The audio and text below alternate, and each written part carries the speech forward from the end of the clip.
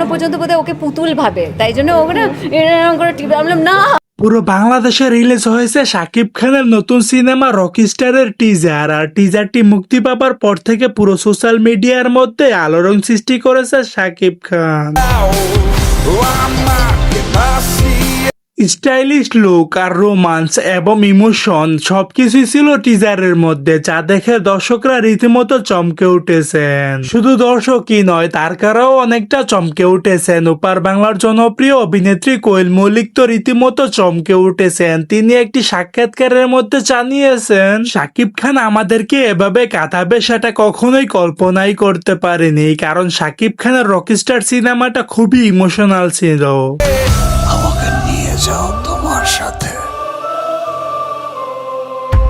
So দর্শক, আজকের এই ভিডিওটি এই পর্যন্তই। যদি ভিডিওটি ভালো লেগে থাকে তাহলে ভিডিওতে একটি লাইক, একটি কমেন্ট আর অবশ্যই চ্যানেলটি সাবস্ক্রাইব করতে ভুলবেন না।